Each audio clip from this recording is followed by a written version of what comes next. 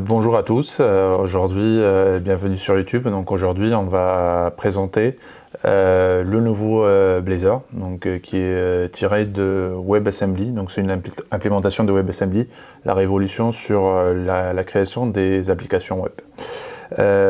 Donc dans la présentation, on va tout d'abord présenter et expliquer c'est quoi WebAssembly, pourquoi c'est si important. On va présenter Blazor WebAssembly et faire une petite démo de Blazor, montrer comment ça se passe sur les différents environnements. Voilà, donc pour commencer, qu'est-ce que WebAssembly? Donc déjà on va faire un petit récap sur le web. Le web en fait c'est des documents essentiellement du HTML, CSS et du JavaScript qui sont exposés dans un serveur. Un serveur c'est une machine comme une autre.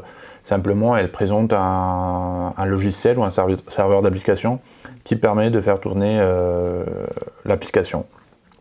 Donc par la suite, ce serveur va permettre aux utilisateurs de se connecter à un site web via leur web browser. Le web browser, en fait, c'est un logiciel qui contient un moteur de rendu pour afficher le HTML et aussi un JavaScript Runtime ou un JavaScript VM qui permettra l'exécution du JavaScript. Donc ce runtime, on l'appelle aussi un sandbox. Pourquoi? Parce que le web browser permet l'exécution de JavaScript, mais JavaScript ne peut pas accéder à tout ce qui est exposé par le navigateur, notamment les fichiers, l'audio, les sockets, le threading. Pour ça, le web browser, il expose une web API pour permettre au JavaScript de communiquer avec le monde externe. C'est ce qui rend le web plus sécurisé, donc tant mieux pour les utilisateurs du web. Pourquoi on dit ça? Parce que WebAssembly vient se positionner dans le même sandbox que JavaScript, ce qui rend WebAssembly autant sécurisé que le JavaScript. Donc WebAssembly, alors c'est un nouvel langage? Non, WebAssembly c'est un langage binaire, tout comme l'assembler. Donc c'est pas un nouveau langage de programmation, mais la nouveauté c'est que aujourd'hui les nouveaux navigateurs interprètent le WebAssembly. Et du coup, on n'a pas besoin d'installer un plugin sur les navigateurs pour exécuter les applications conçues par WebAssembly. Et ce, depuis 2017. Donc tous les navigateurs les plus connus, Chrome, Firefox, Edge et Safari, sont complètement compatibles avec WebAssembly. Si on dit que WebAssembly et JavaScript s'exécutent dans la même sandbox, pourquoi WebAssembly? Pourquoi ne pas garder simplement JavaScript? Eh bien, l'avantage de WebAssembly, c'est que le binaire, il est déjà compilé quand il arrive dans le web browser, et du coup, ça le rend plus rapide, et selon les dernières expérimentations, il serait 20 fois plus rapide que le JavaScript.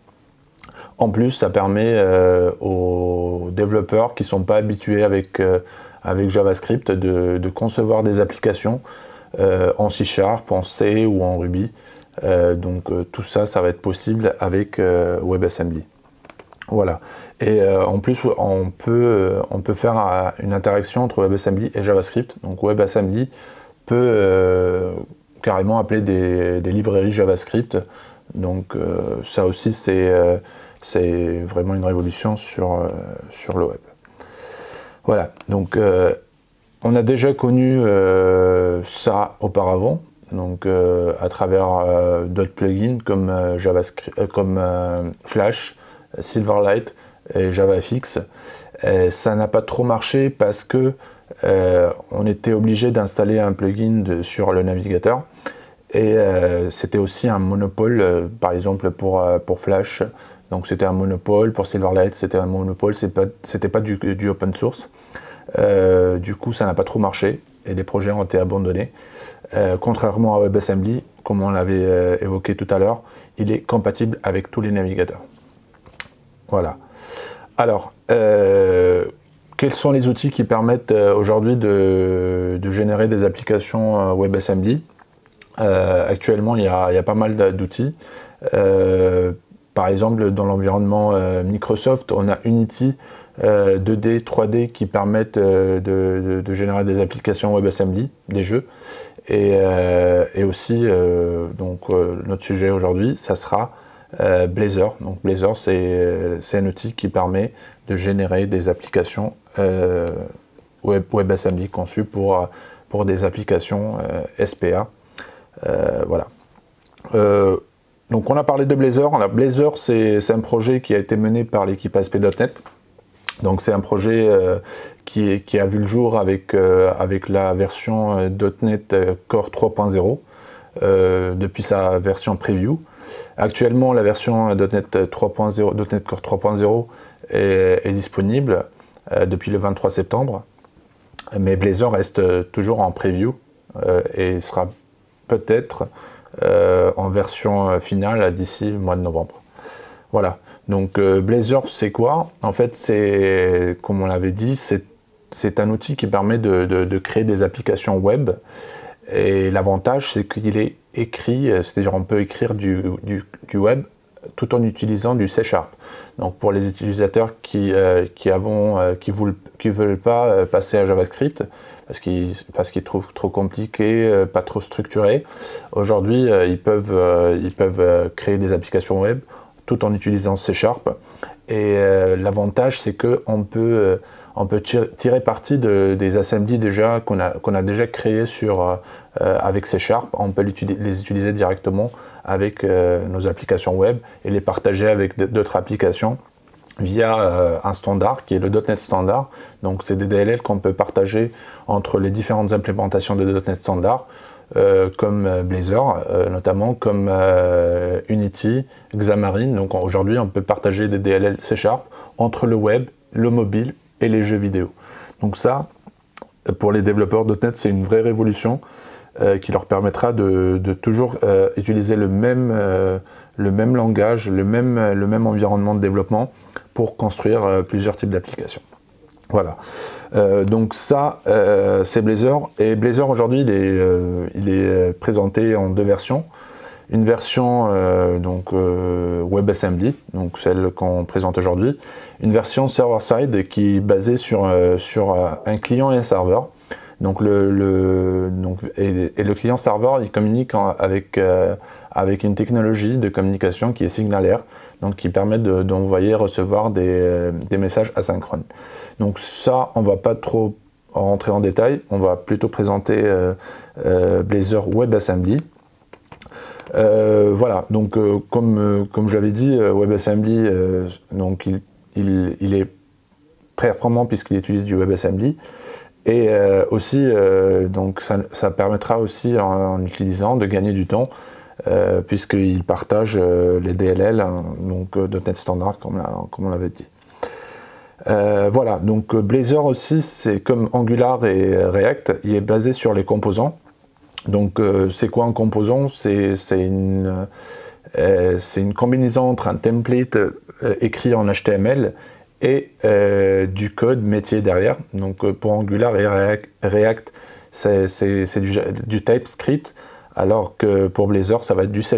Donc on pourra utiliser, créer des événements sur des composants en utilisant des C#, injecter des services, tout ça. Donc tout se passe en C#, sauf la partie où on veut faire du templating, ça sera toujours du HTML. Voilà. Et pour l'acheminement aussi, c'est pareil. Donc on a un moteur d'acheminement Blazor qui permet de détecter les pages avec une directive page en haut de notre composant Razor. On détecte que ce fichier ou ce composant il est routable, et si bien sûr on n'a pas cette directive au niveau de la page, le composant est réutilisable en l'injectant directement en tant que composant dans un autre composant. Alors, autre chose par rapport à Blazor aussi, donc on peut faire de l'injection de dépendance. Donc c'est très important si on veut faire des applications testables et aussi des applications performantes. Blazor il présente aussi son moteur d'injection de dépendance, donc qui permet soit d'injecter le service directement dans le composant, ou sinon on peut aussi l'injecter dans le code métier. Et il y a deux façons de le faire, soit dans le composant en mettant @inject suivi du service, soit au niveau du code et en décorant l'attribut avec l'attribut inject. Voilà. Sinon, donc comment utiliser aujourd'hui Blazor, comment développer une application web avec Blazor? Et ben c'est simple, il suffit d'installer la dernière version du .NET Framework, .NET Core 3.0, qui est disponible depuis le 23 septembre. Et par la suite, bien sûr, avoir un IDE compatible, donc que ça peut être Visual Studio 2019, mais ça peut être aussi Visual Code pour les utilisateurs qui veulent qui veulent développer sur macOS ou sur Linux. Ils peuvent le faire en téléchargeant Visual Code. Donc c'est un IDE cross-platform et simple à utiliser. Voilà. Et il faut aussi penser à télécharger la dernière version du template Blazor. Donc c'est une version disponible aussi en version preview 9. Donc vous trouverez le lien dans la diapo. Et voilà. Donc après on va faire une petite démo pour montrer comment ça se passe, comment créer une application Blazor. Alors pour commencer, il faut déjà télécharger le framework .NET Core 3.0. Donc il faut aller sur le site .NET-Microsoft.com et télécharger la dernière version stable donc, de .NET 3.0. Il faut avoir Visual Studio ou aussi Visual Code. Donc on va vous montrer comment créer une application Blazor sur les deux IDE. Donc sur Visual Studio, il suffit de créer un nouveau projet. Et sur les nouveaux projets, donc il suffit de choisir application Blazor. Une fois on a choisi application Blazor, donc on va juste mettre un nom, blazor.demo.